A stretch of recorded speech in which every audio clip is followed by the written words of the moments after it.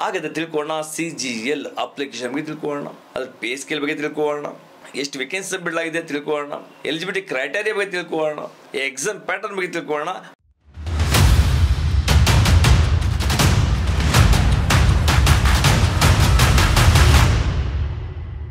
ನಮಸ್ತೆ, ಜೈ ಹಿಂದ್. ನಾನು ನಿಮ್ಮೆಲ್ಲರ ಮೆಚ್ಚಿನ ಸೈನಿಕ ಅಕಾಡೆಮಿ ಮೈಸೂರಿನ ಸಂಸ್ಥಾಪಕ ಮತ್ತು ಎಕ್ಸ್ ಬ್ಲ್ಯಾಕ್ ಅಕಾಡೆಮಿ ಶ್ರೀ ನಮ್ಮ ಸೈನಿಕ ಮೈಸೂರಿನ ಯೂಟ್ಯೂಬ್ ಚಾನಲ್ನಲ್ಲಿ ಪ್ರತಿ ನಾವು ಕೂಡ ಒಂದಲ್ಲ ಒಂದು ವಿಡಿಯೋನ ಅಪ್ಲೋಡ್ ಮಾಡ್ತಾನೆ ಇದ್ದೀವಿ. ಬಹಳಷ್ಟು ಯೂಸ್ಗಳಿಗೆ ಹೆಲ್ಪ್ ಆಗ್ತಾ ಇದೆ.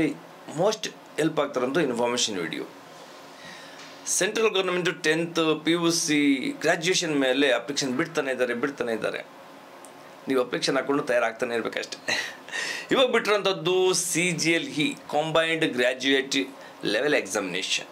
ಡಿಗ್ರಿ ಆಗಿದೆ ಸರ್, ನಾನು ಆರ್ಟ್ಸಲ್ಲಾಗಿದ್ದೆ ಅಥವಾ ಕಾಮರ್ಸಲ್ಲಾಗಿದೆ ಅಥವಾ ಸೈನ್ಸಲ್ಲಾಗಿದೆ, ನೀವು ಗ್ರ್ಯಾಜುಯೇಷನ್ ಯಾವುದೇ ಒಂದು ಕಾಂಬಿನೇಷನ್ ಆಗಿದ್ದರೂ ಕೂಡ ನೀವು ಅಪ್ಲಿಕೇಶನ್ ಹಾಕೊಳ್ಳಲಿಕ್ಕೆ ಅರ್ಹರಾಗಿದ್ದೀರಾ.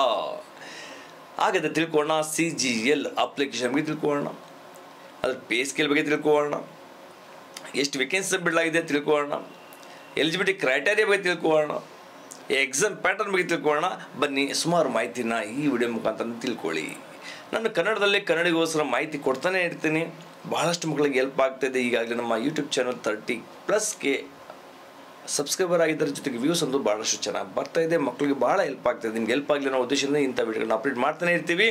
ನಿಮ್ಗೆ ಇಷ್ಟವಾದಲ್ಲಿ ಲೈಕ್ ಮಾಡಿ, ಇಷ್ಟ ಆಗಲಿವಾ ಡಿಸ್ಲೈಕ್ ಮಾಡಿ, ನೋ ಪ್ರಾಬ್ಲಮ್. ಜೊತೆಗೆ ಇದನ್ನು ನೆಕ್ಸ್ಟ್ ಮಕ್ಕಳಿಗೆ ಶೇರ್ ಮಾಡಿ. ನಿಮ್ಗೆ ಇಷ್ಟ ಆಗಿದ್ರೆ ನೆಕ್ಸ್ಟ್ ಮಕ್ಕಳಿಗೆ ಶೇರ್ ಮಾಡಿ, ಯಾರಿಗೂ ಹೆಲ್ಪ್ ಆಗ್ತದೆ. ಜೊತೆಗೆ ಯಾರು ಸಬ್ಸ್ಕ್ರೈಬ್ ಆಗಿ. ಬನ್ನಿ ತಿಳ್ಕೊಳ್ಳೋಣ ನೆಕ್ಸ್ಟ್ ಕಾಂಬೈನ್ಡ್ ಗ್ರ್ಯಾಜುಯೇಟ್ ಲೆವೆಲ್ ಎಕ್ಸಾಮಿನೇಷನ್ ಬಗ್ಗೆ. ಡೇಟ್ ಇರುವಂಥದ್ದು 24 ಜೂನಿಂದ ಬಿಡಲಾಗಿದೆ. ಆಲ್ರೆಡಿ ಬಿಟ್ಟಾಗಿದೆ. ಸಮಯ ತುಂಬ ಆಗಿದೆ, ಬಟ್ ನಾನು ಅಪ್ಡೇಟ್ ಮಾಡಲಿಕ್ಕೆ ಸ್ವಲ್ಪ ವಿಳಂಬ ಆಗಿದೆ, ಲೇಟ್ ಆಗಿದೆ. ನನಗೆ ಕೆಲವೊಂದು ಕೆಲಸಗಳಿಂದಾಗಿ ಅಪ್ಡೇಟ್ ಮಾಡಲಿಕ್ಕೆ ಆಗಲಿಲ್ಲ. 24 ಜೂನಲ್ಲಿ ಬಿಡಲಾಗಿದೆ. 24 ಜುಲೈ ತನಕ ಇರ್ತದೆ, 1 ತಿಂಗಳ ಕಾಲ. ಅಂದರೆ ಇವತ್ತು 10ನೇ ತಾರೀಕು.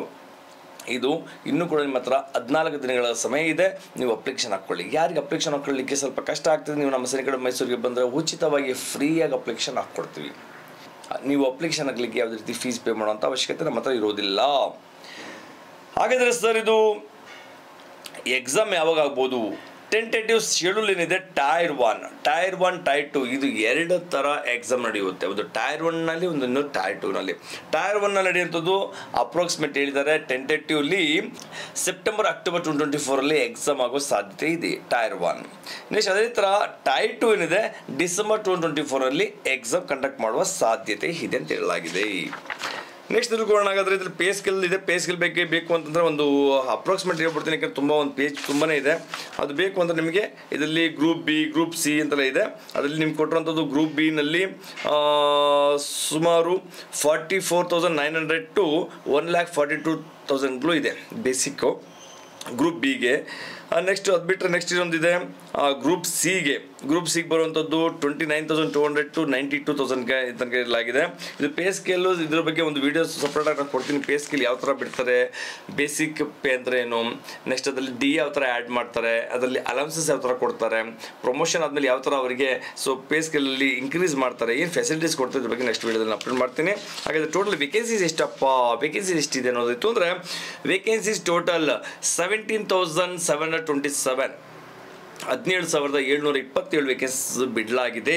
ಇದು ಹೇಳಿದರೆ ಟೆಂಟೇಟಿವ್ ವೇಕೆನ್ಸೀಸ್ ಅಪ್ರೋಕ್ಸ್ ಅಂತ ಹೇಳಿದ್ದಾರೆ. ಇದು ಇದಕ್ಕಿಂತ ಕಡಿಮೆನೂ ಆಗ್ಬೋದು, ಜಾಸ್ತಿನೇ ಆಗ್ಬೋದು. ಮ್ಯಾಕ್ಸಿಮಮ್ ಜಾಸ್ತಿನೇ ಆಗುತ್ತೆ ಅಥವಾ ಕಡಿಮೆ ಅಂತ ಇಲ್ಲಿವರೆಗೆ ಯಾವಾಗಲೂ ಆಗಿಲ್ಲ. ಕೊಟ್ಟಂಥ ವೇಕೆನ್ಸೀಸ್ಗಿಂತ ಜಾಸ್ತಿನೇ ಮಾಡಿರ್ತಾರೆ ಯಾವಾಗಲೂ ಕೂಡ. ಇದಕ್ಕಿಂತ ಕಡಿಮೆ ಅಂತೂ ಆಗಲ್ಲ. 17,727 ವೇಕೆನ್ಸೀಸ್ ಅಂದರೆ ಕಡಿಮೆ ಏನಲ್ಲ. ಭಾರತ ದೇಶದಲ್ಲಿ ಡಿಗ್ರಿ ಆಗಿರೋ ಮಕ್ಕಳಿಗೆ ಬಹಳ ಒಂದು ಒಳ್ಳೆಯ ಅವಕಾಶ.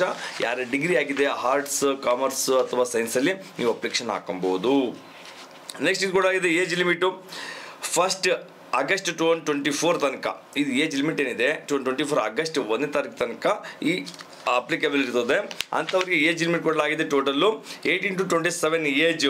ಇದು ಏಜ್ ಗ್ರೂಪ್ ಏನಿದೆ ಇದು ಕೊಟ್ಟಿರೋಂಥದ್ದು 2 ಆಗಸ್ಟ್ 1997 ಅಲ್ಲಿಂದ ಶುರು ಆಗುತ್ತೆ. ಇದು 1 ಆಗಸ್ಟ್ 2006 ತನಕ ಇರುತ್ತೆ. 2006 ಒಳಗಡೆ ಇರುವಂಥ ಮಕ್ಕಳು ಅಪ್ಲಿಕೇಶನ್ ಹಾಕೋಬೋದು. 97 ಇರುವಂಥ ಮಕ್ಕಳು. ಅದು ಬಿಟ್ಟರೆ ನೆಕ್ಸ್ಟ್ ಇದರಲ್ಲೂ ಕೂಡ ಕ್ಯಾಟಗರೀಸ್ ಇದೆ, ಕ್ಯಾಟಗರಿ ವೈಸ್. ಇದು ಮೊದಲನೇ ಕ್ಯಾಟಗರಿ ಆಯಿತು. ಎರಡನೇ ಕ್ಯಾಟಗರಿ ಕೊಟ್ಟಿರೋಂಥದ್ದು 20 to 30 ಏಜ್ ಗ್ರೂಪ್. 2/8/1994 ನಾನು ಡೇಟ್ ಆಫ್ ಬರ್ತ್ ಹೇಳ್ತೀನಿ, ಸ್ವಲ್ಪ ನೀಟಾಗಿ ಕೇಳಿಸ್ಕೊಬೇಕು ನೀವು. 2 ಆಗಸ್ಟ್ 1994 ಇಲ್ಲಿಂದ 1 ಆಗಸ್ಟ್ 2004 ತನಕ ಇರಬೇಕು. ಅದಕ್ಕಿಂತ ಮುಂದೆ ಹೋಗಿದ್ರೆ ಅವ್ರಿಗೆ ಅವಕಾಶ ಇರೋದಿಲ್ಲ. ನೆಕ್ಸ್ಟ್ ಇನ್ನೊಂದು ಗ್ರೂಪ್ ಇಟ್ಟಿದ್ದಾನೆ 18 to 30 ಏಜ್. ಅದು ಕೊಟ್ಟಿದ್ದಾನೆ ಹೀಗೆ 2 ಆಗಸ್ಟ್ 1994 ಇಂದ 1 ಆಗಸ್ಟ್ 2016 ತನಕ. ಇನ್ನೊಂದು ಗ್ರೂಪ್ ಕೊಟ್ಟಿದ್ದಾನೆ 18 to 32 ಏಜ್ ತನಕ. ಇದು ಜಾಸ್ತಿ ಕೊಟ್ಟಿರ್ತಾನೆ ಏಜ್ ಲಿಮಿಟು. ಅದರಲ್ಲಿ 2 ಆಗಸ್ಟ್ 1992 ಇಂದ 1 ಆಗಸ್ಟ್ 2016 ತನಕ ಕೊಡಲಾಗಿದೆ. ಈ 4 ಏಜ್ ಗ್ರೂಪಲ್ಲಿ ಕೊಡಲಾಗಿದೆ. ನೀವು ಯಾವ ಏಜ್ ಗ್ರೂಪಲ್ಲಿ ನಿಮಗೆ ಸೂಟೇಬಲ್ ಆಗ್ತದೆ ಅದು ನೀವು ಅಪ್ಲಿಕೇಶನ್ ಹಾಕೊಬೋದು. ಏಜ್ ರಿಲ್ಯಾಕ್ಸೇಷನ್ ಕೊಡಲಾಗಿದೆ. ಇದಲ್ಲದೆ ಏಜ್ ರಿಲ್ಯಾಕ್ಸೇಷನ್ ಕೊಡಲಾಗಿದೆ. ಇದು ಕೊಟ್ಟಿರೋಂಥ ಏಜ್ ಗ್ರೂಪ್ ಏನಿದೆ ಇದು ಹೊರತು ನೀವು ಎಕ್ಸ್ಟ್ರಾ ನಿಮಗೆ ಕ್ಯಾಟಗರಿ ವೈಸಲ್ಲಿ ನಿಮ್ಗೆ ಇರುವಂಥ ಕ್ಯಾಟಗರಿ ವೈಸ್ನಲ್ಲಿ ಎಕ್ಸ್ಟ್ರಾ ನೀವು ಏಜ್ ರಿಲ್ಯಾಕ್ಸೇಷನ್ ತೊಗೊಬೋದು. SC/ST 5 ಇಯರ್ಸು, OBCಗೆ 3 ಇಯರ್ಸು, ಅಥವಾ ಈ ಥರ ಅನ್ರಿಸರ್ವ್ಡ್ ಅಂದರೆ 10 ಇಯರ್ಸು, ಈ ಥರ ಟ್ರೈಬ್ಸ್ಗೆ ಈ ಥರ ಬಿಡಲಾಗಿದೆ. ಅದು ಯಾರ್ಯಾರು ಯಾವ ಕ್ಯಾಟಗರಿಲಿ ಇದ್ದೀರಾ ಅದನ್ನು ನೀವು ಆ ಏಜ್ ಪ್ರಕಾರ ನೀವು ಅಪ್ಲಿಕೇಶನ್ ಹಾಕೊಬೋದು. ನೆಕ್ಸ್ಟ್ ಏನಪ್ಪ ಆಗುತ್ತಂದರೆ ನಾವು ತಿಳ್ಕೊಳ್ಳೋಣ ಟೈರ್ 1 ಟೈರ್ 2. ಟೈರ್ 1ನಲ್ಲಿ ಬರುವಂಥ ಎಕ್ಸಾಮ್ ಪ್ಯಾಟರ್ನ್ ಏನಪ್ಪ ಇರುತ್ತೆ. Scheme of tyre 1 examination. Subject ಬರುವಂಥದ್ದು ABCD ಅಂತಲ್ಲಿ 4 ಸಬ್ಜೆಕ್ಟ್ ಬಿಡಲಾಗಿದೆ. ಜನರಲ್ ಇಂಟೆಲಿಜೆನ್ಸ್ ಆ್ಯಂಡ್ ರೀಸನಿಂಗ್ ಇದು 25 ಕ್ವಶನ್ಸ್ ಕೊಡ್ತಾನೆ. ಈಚ್ ಕ್ವಶನ್ಸ್ 2 ಮಾರ್ಕ್ಸ್ ಇರುತ್ತೆ. ಟೋಟಲ್ 50 ಮಾರ್ಕ್ಸ್ ಆಗ್ತದೆ. ಅದೇ ಥರ ಇನ್ನೊಂದು B-ನಲ್ಲಿ ಕೊಡಲಾಗಿದೆ ಜನರಲ್ ಅವೇರ್ನೆಸ್ 25 ಕ್ವಶನ್ಸು 50 ಮಾರ್ಕ್ಸ್ ಇರುತ್ತೆ. ನೆಕ್ಸ್ಟ್ C-ನಲ್ಲಿ ಕೊಡಲಾಗಿದೆ ಕ್ವಾಂಟಿಟೇಟಿವ್ ಆಪ್ಟಿಟ್ಯೂಡ್ 25 ಕ್ವಶನ್ಸ್ ಇದೆ 50 ಮಾರ್ಕ್ಸ್ಗೆ. ನೆಕ್ಸ್ಟ್ D-ನಲ್ಲಿ ಕೊಡಲಾಗಿದೆ ಇಂಗ್ಲೀಷ್ ಕಂಪ್ರೆನ್ಷನ್. ಟೋಟಲ್ಲು ಅದು ಕೂಡ 25 ಕ್ವಶನ್ಸ್ 50 ಮಾರ್ಕ್ಸ್ ಇದೆ. ಟೋಟಲ್ ಕ್ವಶನ್ಸ್ ಇರುವಂಥದ್ದು 100 ಕ್ವಶನ್ಸ್ 100 ಕ್ವಶನ್ಸ್ ಇದೆ 200 ಮಾರ್ಕ್ಸ್ಗೆ. 1 ಅವರ್ ಕೊಡಲಾಗಿದೆ. ಅದರಲ್ಲಿ ಯಾರಾದರೂ ಡಿಸಬಿಲಿಟೀಸ್ ಅಥವಾ ಏನೋ ಸಮಸ್ಯೆಗಳಿತ್ತು ಅಂದರೆ ಅವ್ರು ಎಲಿಜಿಬಲ್ ಇದ್ದು ಅಂಥವ್ರಿಗೆ ಮಾತ್ರ 20 ಮಿನಿಟ್ಸ್ ಟೈಮ್ ಜಾಸ್ತಿ ಕೊಡಲಾಗಿದೆ. ನೆಕ್ಸ್ಟ್ ಬರುವಂಥದ್ದು ಟೈರ್ 2. ಟೈರ್ 1ನಲ್ಲಿ ನೀವೇನೋ ಕ್ವಾಲಿಫೈ ಆಗಿದ್ದರೆ ಮಾತ್ರ, ಟೈರ್ 1 ಕ್ವಾಲಿಫೈ ಆಗಿದ್ದರೆ ಮಾತ್ರ ನಿಮಗೆ ಟೈರ್ 2ನಲ್ಲಿ ಎಲಿಜಿಬಲ್ ಆಗ್ತೀರಾ. ಇದು ನಿಮಗೆ ಆಲ್ರೆಡಿ ತಿಳಿಸಿದ್ದೀನಿ. ಡಿಸೆಂಬರ್ನಲ್ಲಿ ಆಗುವ ಸಾಧ್ಯತೆ ಇದೆ. ಡಿಸೆಂಬರ್ನಲ್ಲಿ ಈ ಎಕ್ಸಾಮ್ ಕಂಡಕ್ಟ್ ಮಾಡೋ ಸಾಧ್ಯತೆ ಇದೆ. ಟೈರ್ 2ನ ಟೈರ್ 1ಇಂದ ಸೆಪ್ಟೆಂಬರ್ ಅಕ್ಟೋಬರ್ ಆಗ್ತದೆ.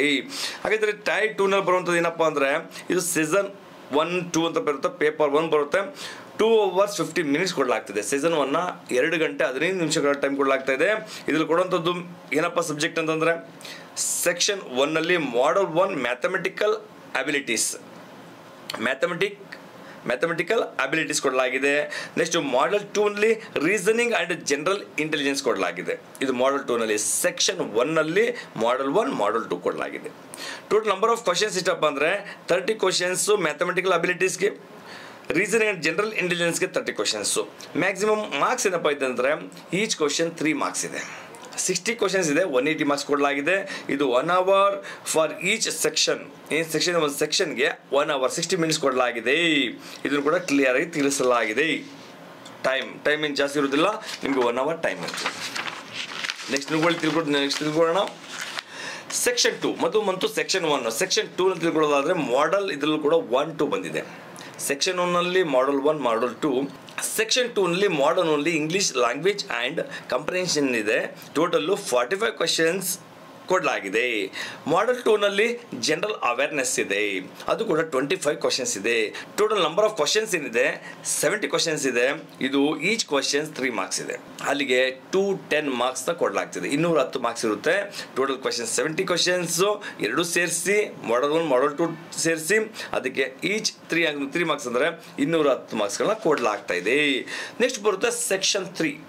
ಸೆಕ್ಷನ್ 1 ಆಯಿತು, ಸೆಕ್ಷನ್ 2 ಆಯಿತು, ಸೆಕ್ಷನ್ 3. ನೆಕ್ಸ್ಟ್ ಬರುತ್ತೆ ಸೆಕ್ಷನ್ 3. ಸೆಕ್ಷನ್ 1 ಆಯಿತು, ಸೆಕ್ಷನ್ 2 ಆಯಿತು, ಸೆಕ್ಷನ್ 3 ಬರ್ತದೆ. ಸೆಕ್ಷನ್ 3ನಲ್ಲಿ ಮಾಡಲ್ 1 ಬರುತ್ತೆ. ಅದರಲ್ಲಿ ಕಂಪ್ಯೂಟರ್ ನಾಲೆಜ್ ಮಾಡಲ್ ಇದೆ.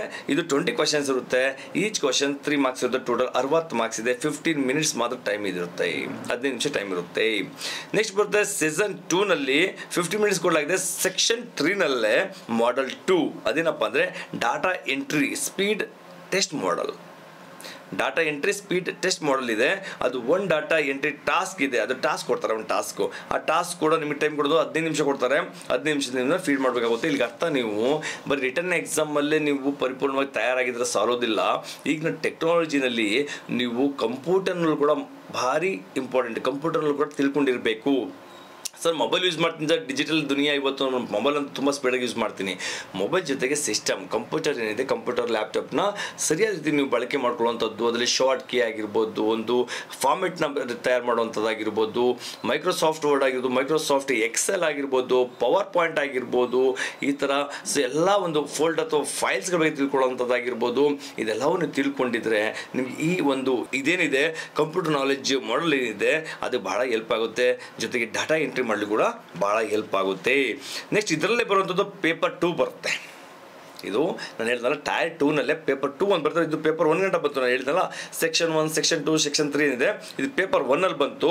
ಅದೇ ಥರ ಪೇಪರ್ 2ನಲ್ಲಿ ಬರುತ್ತೆ. ಇದರಲ್ಲೇ ಟೈರ್ 2ನಲ್ಲೇ ಪೇಪರ್ 2ನಲ್ಲಿ ಇನ್ನೊಂದು ಬರುತ್ತೆ ಸ್ಟ್ಯಾಟಿಸ್ಟಿಕ್ಸ್. ಅದರಲ್ಲಿ 100 ಕ್ವಶನ್ ಬರುತ್ತೆ, 100 ಕ್ವಶನ್ ಬರುತ್ತೆ. 100 ಕ್ವಶನ್ಸ್ ಅಂದರೆ ಇದು ಈಚ್ ಕ್ವಶನ್ 2 ಮಾರ್ಕ್ಸ್ ಇರುತ್ತೆ. ಟೋಟಲ್ ಕ್ವಶನ್ಸ್ 100 ಇದ್ದರೆ ಇಂಟು 200 ಮಾರ್ಕ್ಸ್ ಇರುತ್ತೆ. 2 ಅವರ್ಸ್ ಟೈಮ್ ಇರುತ್ತೆ. ಮಾತ್ರ 2 ಗಂಟೆಗಳ ಕಾಲ ಸಮಯ ಇರ್ತದೆ. 2 ಗಂಟೆಗಳಲ್ಲಿ ನೀವು ಇದನ್ನು ಎಕ್ಸಾಮ್ ಬರೀಬಹುದು. ಎಕ್ಸಾಮ್ ಪ್ಯಾಟರ್ನ್ ಬಗ್ಗೆ ನಾನು ಸಂಪೂರ್ಣವಾಗಿ ಮಾಹಿತಿ ತಿಳಿಸಿದ್ದೀನಿ.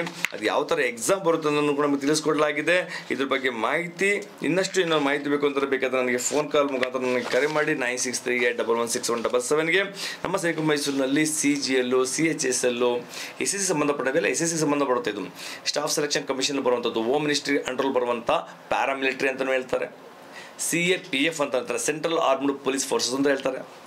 ಇದು ಹೆಚ್ಚಿನಾಗಿ ಇತ್ತೀಚೆಗೆ ಕರೆಯುವಂಥದ್ದು SSC ಅಂತ ಕರೀತಾರೆ, ಸ್ಟಾಫ್ ಸೆಲೆಕ್ಷನ್ ಕಮಿಷನ್ ಅಂತೇಳಿ. ಇದೆಲ್ಲವೂ ಕೂಡ ಸೆಂಟ್ರಲ್ ಗೌರ್ಮೆಂಟಲ್ಲಿ ಬರುವಂಥ ಹೋಮ್ ಮಿನಿಸ್ಟ್ರಿ ಅಂಡರಲ್ಲಿ ಪೋಸ್ಟ್ ಇರ್ತವೆ.